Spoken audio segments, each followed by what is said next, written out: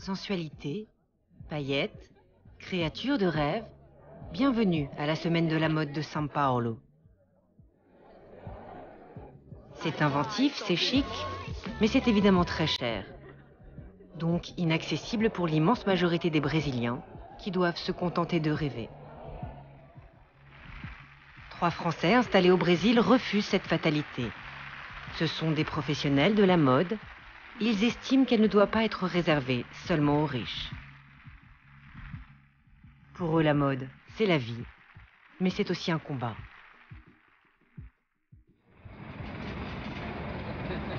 Il y a 7 ans, Nadine Gonzalez était chef de rubrique dans un magazine de mode en France. Elle est tombée amoureuse du Brésil et un jour, elle n'en est plus repartie. Elle s'occupe toujours de mode, mais plus du tout de la même façon. Aujourd'hui, ça va être une longue journée, bien intense. C'est la journée de préparation pour le défilé. Ça va être une journée remplie de surprises, je pense, assez laborieuse, mais bon, j'ai l'habitude. Terminé les limousines parisiennes et les cocktails mondains. Aujourd'hui, pour préparer son défilé, elle prend un autobus collectif. Au minimum 2 heures de trajet. Et encore, quand ça roule, comme ce matin. Nadine a monté une association, Moda Fusion, qui aide les habitants des favelas à se réaliser dans les métiers de la mode. Elle travaille à la Cité de Dieu, une favela particulièrement déshéritée. La municipalité vient de lui accorder une subvention pour monter un défilé de mode. Il s'agit de démontrer à une visiteuse de prestige, la princesse du Danemark, que les favelas ont du talent. Nadine se bat pour ça depuis des années. L'enjeu est donc important pour elle et les petites mains avec lesquelles elle travaille.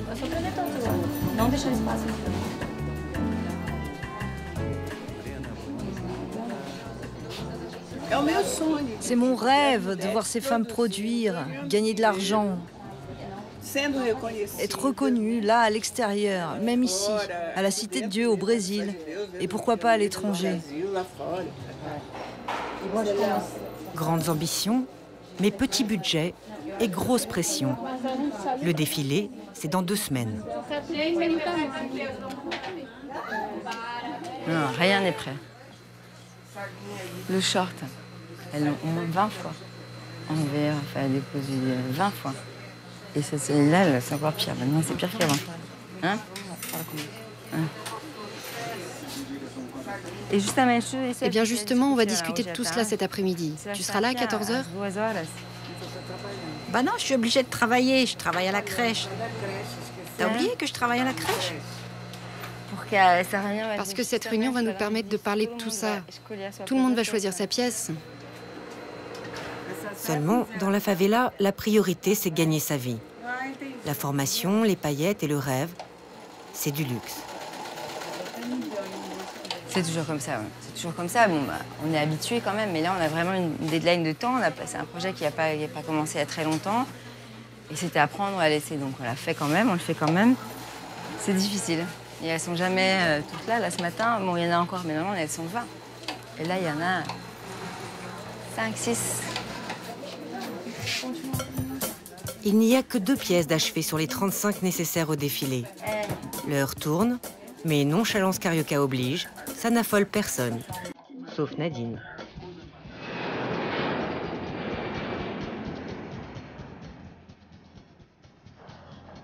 São Paulo, la capitale économique du Brésil. Une ville où les riches sont tellement riches qu'ils font leurs courses en hélicoptère. C'est aussi la capitale de la mode. C'est là que sont installées toutes les boutiques de luxe.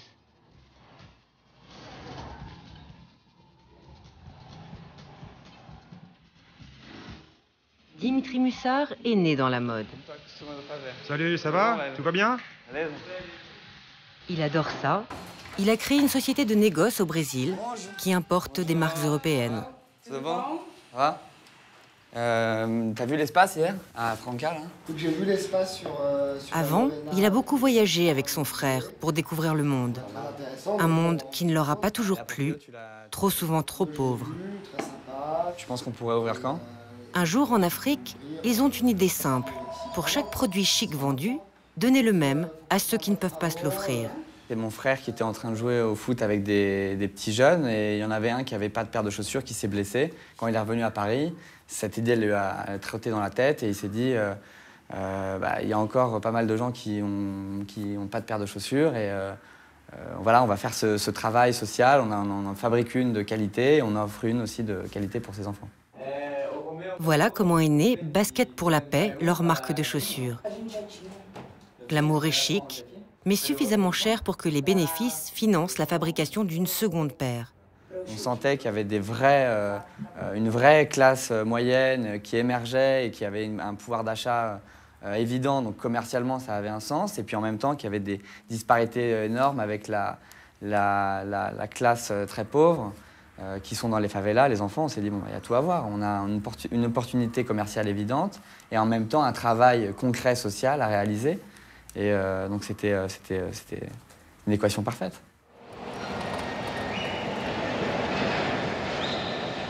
Son problème, c'est qu'il faut absolument que ces chaussures soient fabriquées au Brésil pour éviter des taxes d'importation exorbitantes. Il passe donc beaucoup de temps en déplacement pour trouver une entreprise qui réponde à ses attentes.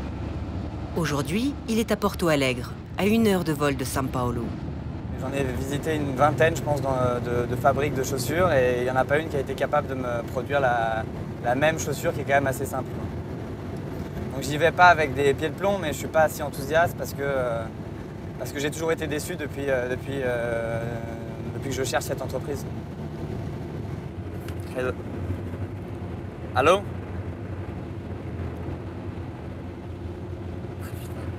Ça commence bien, ils doivent être en train de bouffer là. Hein. Dimitri a des exigences de qualité, mais pas seulement. Pas question que ces chaussures soient fabriquées dans des ateliers insalubres par des ouvriers surexploités. Paolo Becker, le directeur, n'a rien à lui cacher. Je vais te faire visiter comme je te l'avais promis. Voilà. Bonjour. Je vous présente un futur client. De bon? Bonjour, ça va? Les ouvriers sont manifestement qualifiés. Ils sont bien équipés. Et puis, le directeur aime bien le projet de Basket pour la paix. Dimitri pourrait bien avoir trouvé la perle rare. Ah, c'est super ici, merci beaucoup. C'est évident, les artisans et les gens qui travaillent ici ont le sourire, ça se passe plutôt pas mal. Je vois que les conditions de travail sont bonnes, il y a de l'air conditionné, les néons sont pas trop bas. Ils ont une petite salle avec du café, de la bouffe, c'est propre. Je pense que ça a l'air pas mal. Mais le test essentiel, c'est dans le bureau du directeur qu'il va se jouer. L'usine a préparé quelques modèles. Donc ça, c'est le dernier prototype que vous avez préparé, c'est ça? C'est le meilleur prototype que j'ai vu jusqu'à maintenant. J'en suis pourtant une quinzaine déjà. Hein. J'aime beaucoup la matière. La matière, c'est du recyclé. C'est très très bien. Ouais, c'est bien. Ça a l'air vraiment solide.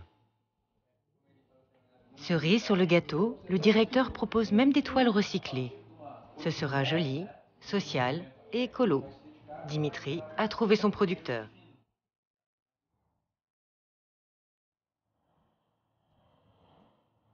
Petropolis, au-dessus de Rio de Janeiro.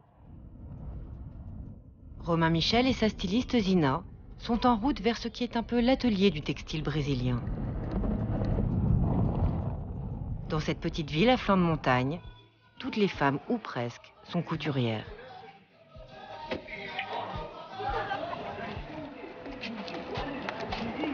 On va voir Tati, qui est une couturière avec laquelle on travaille depuis plus de 2 ans, et que tu n'as jamais rencontré, qui est capable de faire les produits les plus compliqués. Elle vit là-haut, il faut m'en grimper un petit peu, c'est un peu de sport. Mais du coup, prépare-toi un petit peu. Il faut effectivement de solides jarrets pour aller vérifier où en sont les commandes. Leur société de prêt-à-porter, très bien implantée en France, ne produit qu'au Brésil. Leur concept, une mode bio et éthique.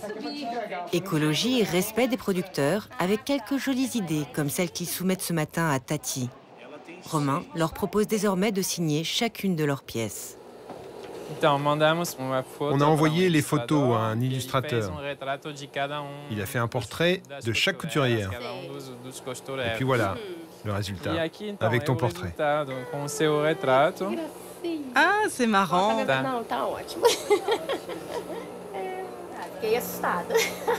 Ça m'impressionne. Là, ça fait presque peur. Parce qu'on s'expose beaucoup, hein, c'est... Mais maintenant, j'aime bien. Bon, je ne me reconnais pas, mais j'aime bien. Je suis déjà célèbre. La gloire attendra un peu, mais ce qui est sûr, c'est qu'elle est nettement moins inquiète pour son avenir. Parce que Romain refuse toute forme de travail au noir. Ça a beaucoup changé. La question de la santé, par exemple. Si quelque chose m'arrive, j'ai pas besoin d'arrêter. Ou si j'arrête, je vais avoir une assistance, parce que j'ai une entreprise légale. Pour Romain et Zina, c'est l'essentiel. Ces couturières ont toujours travaillé au noir, sans aucune couverture sociale, en tutoyant la misère. Ils veulent que ça change.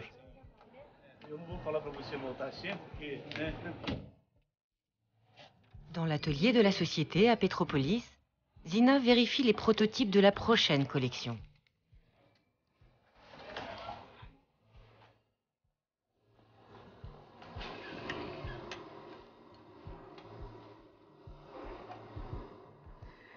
La bretelle a été montée à l'envers. Bon, bah ça, c'est à refaire. Donc, on va redémonter ça et puis la remettre à l'endroit.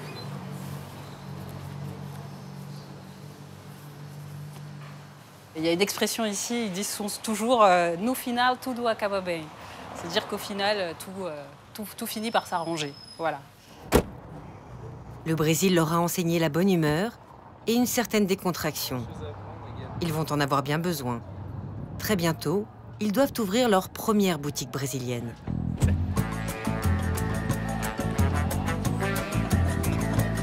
À la Cité de Dieu, à Rio, Nadine a dû abandonner momentanément ses couturières. Salut Tony. Bonjour Nadine. Elle a une autre urgence. Il lui faut des mannequins pour son défilé. Celui qui va l'aider, c'est son vieil ami Tony. Il est photographe de mode, il fait les books de toutes les jolies gamines de son quartier et tout le monde le respecte dans la favela. Tony est un peu son protecteur, comme il veille sur bon nombre de jeunes filles de la Cité de Dieu, confrontées en permanence à la pauvreté et à la violence. Tony les aide à sa manière, en essayant de leur trouver du boulot dans la mode. C'est vrai que pour être top modèle, il va y en avoir une ou deux, et encore, avec beaucoup de difficultés. Mais notre travail essentiel, c'est d'en faire des citoyennes, de leur expliquer ce qui va être important dans leur carrière et dans leur vie. Ici, quand on arrive à éviter qu'une adolescente tombe enceinte à 12 ans, eh bien, on a l'impression de l'avoir arraché à son destin et d'avoir préservé ses chances pour l'avenir. Nadine adore Tony et son travail pour les gamines des favelas. Ces deux-là sont complètement en phase. Ils savent que la mode peut les aider à sortir de la misère. Ils aimeraient ainsi pouvoir mettre Gracie en orbite. Elle est belle, elle est maligne, et elle est black. Mais ça, c'est un défi. Dans un pays pourtant largement métissé, les mannequins noirs sont quasiment inexistantes dans les revues ou sur les podiums. Les top modèles brésiliens s'appellent Gisele Bündchen ou Ana Beatriz Barros. Elles sont blondes comme les blés et elles ont les yeux clairs. Nadine veut tout de même donner sa chance à Gracie. Elle va tout faire pour ça. Si tout va bien, elle la fera défiler devant la princesse du Danemark dans 2 semaines. Seulement au Brésil, rien n'est jamais vraiment sûr, à part le pire. Qu'est-ce que vous voulez dire? Que notre projet n'a pas été approuvé? Si, ça je comprends. On doit faire la proposition pour la saison qui vient, mais pour l'instant, c'est refusé, c'est ça?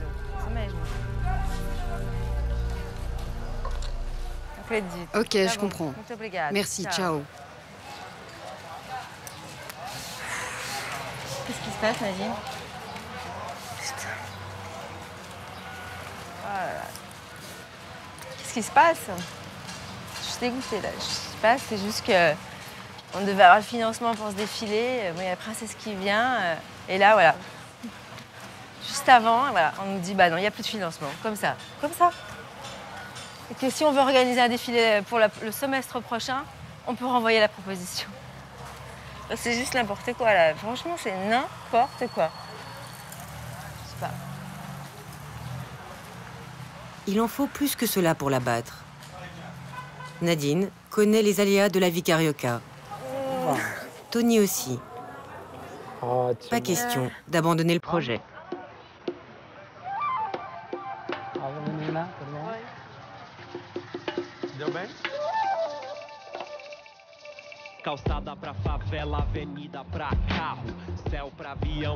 À 500 km de la Cité de Dieu, São Paulo, et une autre favela, Villa Albertina. Au cœur de cette zone de non-droit, un havre de paix pour les gosses du quartier. Ici, ils peuvent sacrifier sans crainte au dieu football. Nous sommes dans les locaux d'une grosse association de soutien aux enfants des favelas, Gol de Letra. Le but est la lettre. Et voici son créateur, Rai, un joueur célèbre du Paris Saint-Germain de la fin des années 90, et toujours une légende vivante au Brésil. Il a mis sa fortune et sa notoriété au service des enfants défavorisés. C'est un poids lourd de l'humanitaire au Brésil, et donc un allié précieux pour Dimitri et son projet de basket pour la paix. Salut Rai, ça va? Ça va et toi? Bon. On y va, travailler un peu. Fabriquer des baskets, c'est bien. Savoir à qui les donner, c'est important. Mais c'est encore mieux de comprendre les besoins des enfants. Je crois que les chaussures des sports, je crois que c'est quelque chose qui est toujours bienvenu.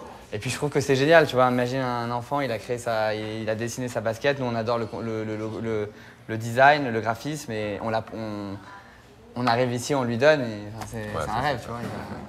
Et ça rentre complètement dans l'esprit de la fondation. Ça veut dire que tout ce qu'il y a ici, qu'il y a une participation directe. Exactement. Des enfants, des jeunes, des familles. Donc, super. Ok. Au boulot. Au boulot, mon pote. C'est bien de t'avoir. Merci. C'est cool de faire ce travail ensemble. Hein. Franchement, c'est un rêve. C'est un rêve pour nous, c'est un rêve... ouais, c'est génial. D'autant que Rai est un excellent médiateur. Tudo bom? Bonjour. Lui, c'est Dimitri. Bonjour les enfants. Il a une entreprise qui fait des chaussures et des vêtements. Et il a une nouvelle idée. Montre-leur tes baskets. Les enfants, si vous deviez les peindre, vous sauriez quoi faire? Tu as une idée? Laquelle? Blanc, bleu, blanc et bleu, et jaune et vert. Et vous savez ce qui est écrit sur le drapeau du Brésil? Ordre et progrès. Ordre et progrès, c'est ça. Vous le mettriez ou non? Non. Non, hein. On pourrait le mettre dessous, non? On pourrait le mettre en dessous. Ordre et progrès. En dessous? Oui, en dessous. Ouais, c'est une bonne idée. Impressionnant. Dans quelques mois, Dimitri reviendra ici avec des baskets à distribuer. S'il en a vendu suffisamment ailleurs. Nadine n'a plus un sou pour financer son défilé. Pas de quoi acheter du tissu et rien pour dédommager un peu ses couturières. Pas d'argent, mais des idées et de l'énergie à revendre. En 2 jours, elle a monté une collection de t-shirts reproduisant des dessins d'enfants de la favela. Elle a trouvé une boutique capable de lui en sortir très vite quelques centaines. Et ce matin, la première livraison est prête. C'est bien ça, c'est bien fait. Oh, regarde, il est à l'envers. Regarde, il est à l'envers. Ils ont tout imprimé. Non, mais là, c'est à l'envers. Je suis obligée de tout vérifier, là, 135. Oh là là. Toujours des problèmes, de toute façon. Nadine en profite pour faire baisser la facture.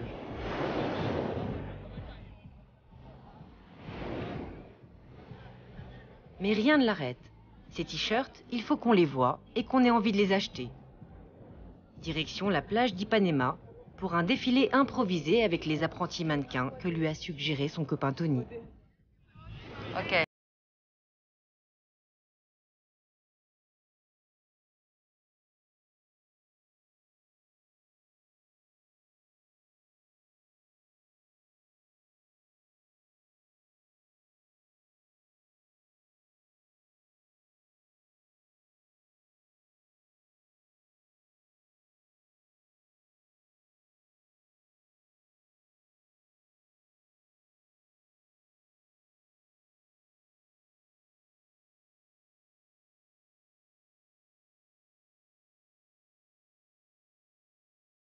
Voilà, la semaine prochaine, on commence avec les t-shirts.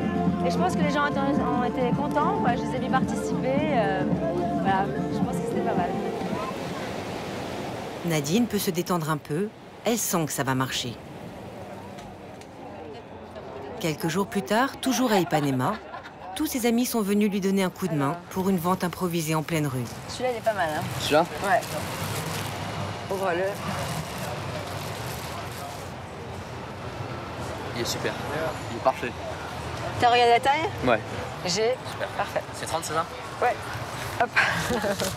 Ça, c'est confiance. Voilà. Merci. 15 € pièce, l'association se renfloue rapidement. Nadine va pouvoir terminer sa collection et monter son défilé pour la princesse du Danemark. Et se consacrer à son cheval de bataille, l'intégration des filles noires dans la mode brésilienne. Et ça, ce n'est pas gagné.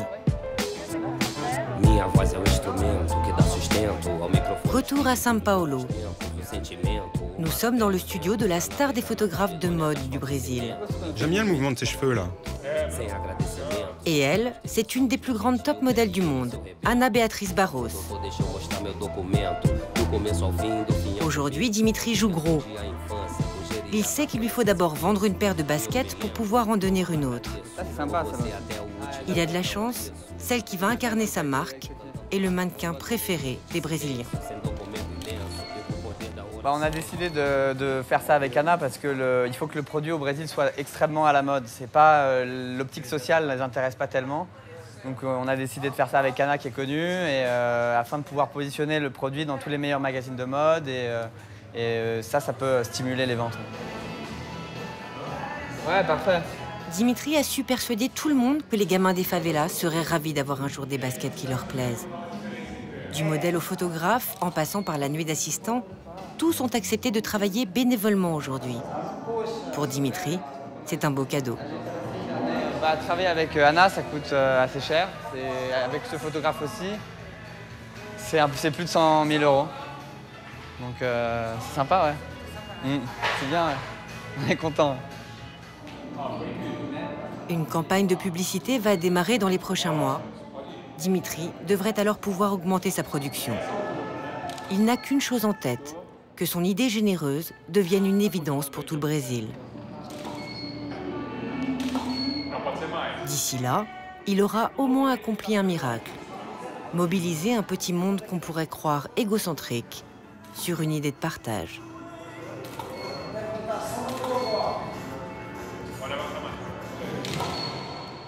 À Rio, il ne fait pas très beau, ça arrive. Vous avez rendez-vous avec qui? Com o Sérgio. O Sérgio Matos. Mais dans le ciel personnel de Nadine, le soleil recommence à briller. Elle a eu hier soir un coup de téléphone très encourageant. Le plus grand agent de Rio est d'accord pour rencontrer sa protégée Gracie. Dans l'agence, Les deux filles sont dans leurs petits souliers. Pourtant, Nadine connaît très bien Sergio. Bienvenue. Merci. Bonjour. Hey Nadine, ça va? Comment tu vas? Tout va bien. Et toi, ça va? Alors finalement, je te vois. Oui, finalement, ça a pris du temps, hein. Qu'est-ce que tu es jolie. On s'assoit? Quelle merveille. Elle sait qu'il peut faire ou défaire une carrière en un clin d'œil. Et lui, que les filles noires sont rarement demandées. D'ailleurs, elles ne tentent presque jamais leur chance ici. Dans les couloirs, les candidates qui attendent anxieusement leur tour ont surtout la peau claire. Sans Nadine, Gracie n'aurait jamais osé se présenter. Ce qui aurait été bien dommage, parce que Sergio a été instantanément séduit.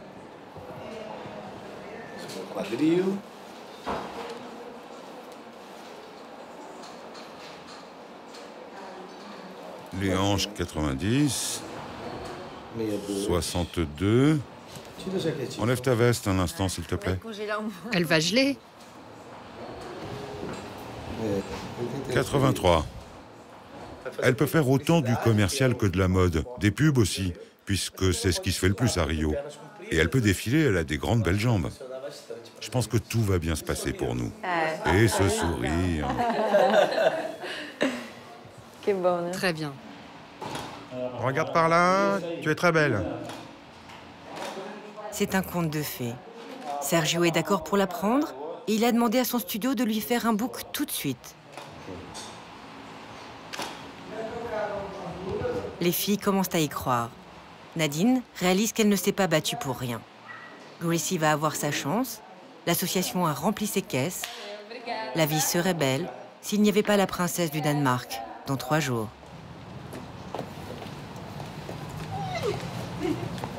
Oh, merci, merci. Bravo, tu le mérites. Maintenant, la balle est dans ton camp.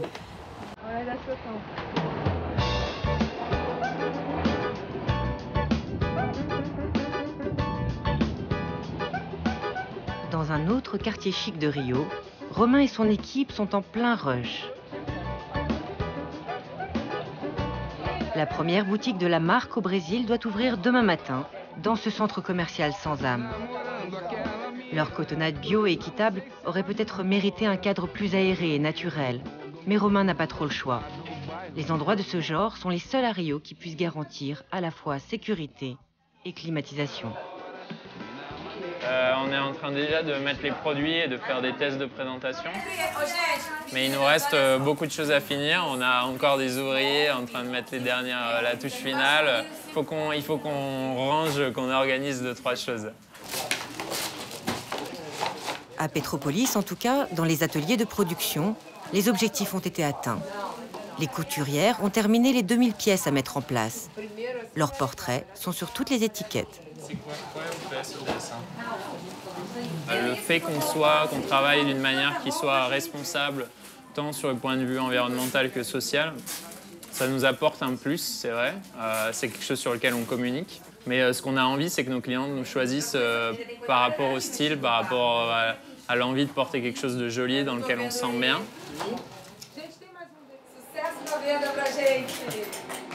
Tout a été terminé au rythme de Rio, donc avec 2 jours de retard. Mais ce matin, la boutique est enfin propre, les produits sont en place. Première cliente, amusée et curieuse. J'ai aimé les couleurs, c'est une mode très jolie, très colorée. Mais j'aime surtout l'arrangement, j'aime beaucoup. On a très envie d'avoir d'autres boutiques rapidement au Brésil. Pour les Brésiliens, ce concept de boutique responsable est encore tout nouveau. Mais Romain et son équipe en sont sûrs. Les producteurs de coton bio et les modestes couturières de Petropolis vont pouvoir continuer à travailler dignement.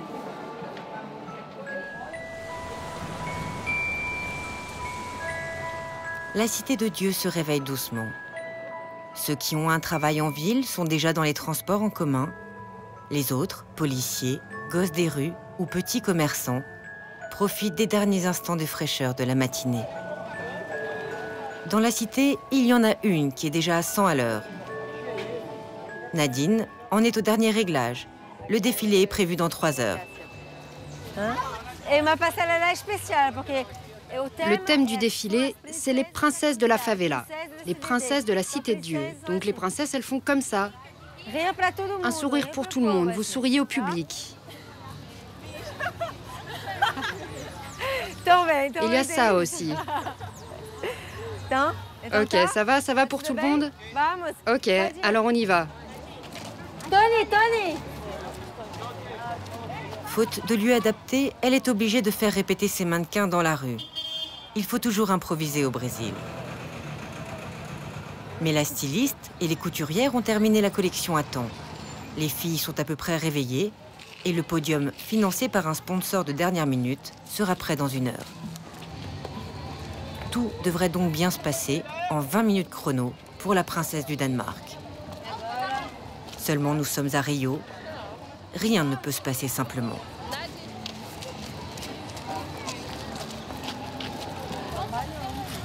Alors Nadine, comment ça se passe? Ouais, bah écoute, là, ça a pris les 20 minutes. Je suis assez contente, sauf que bon, bah là, j'ai reçu un coup de téléphone pas très... je suis un peu désabusée, à vrai dire, qui annule le défilé. Donc, je fais comme si tout se passait bien, on fait comme si, voilà, on continuait comme si on allait faire le défilé. Mais il y a un problème, un conflit d'intérêts entre les sponsors et il y en a qui prennent plus d'espace que d'autres. Voilà. Je suis un peu triste, mais j'essaie de ne pas y penser, et voilà, parce que je ne vais pas donner la mauvaise énergie pour les filles, pour les couturières. C'est nous les princesses. Hein. Merde. Faire comme si tout était normal. Habiller les filles, les maquiller, les houspiller un peu. Nadine a un 6e sens, très brésilien. Elle sent que tout va s'arranger. Et elle ne se trompe pas. Oui? Ouais? Oui, c'est Nadine. Ah oui, 15 minutes. Ok. Ah ouais. Mais, ah oui, d'accord. Putain, bon, d'accord. Ok. Ok, bon, à tout de suite, merci. Viens avec moi. C'est dans 15 minutes.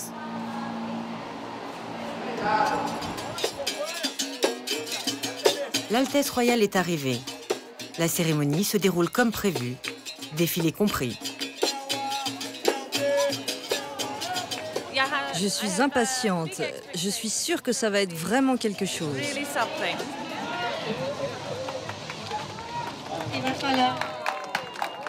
Midi, le moment de vérité. C'est parti. Pas peu fières, les filles de la favela vont avoir 20 minutes pour briller.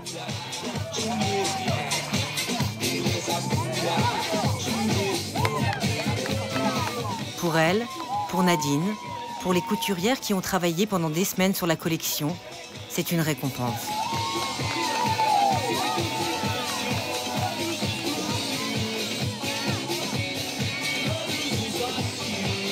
Gracie est là, elle aussi, resplendissante.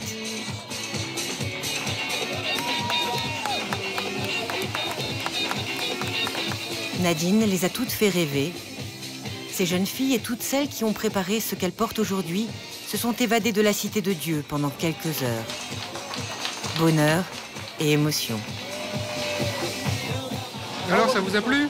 C'était superbe.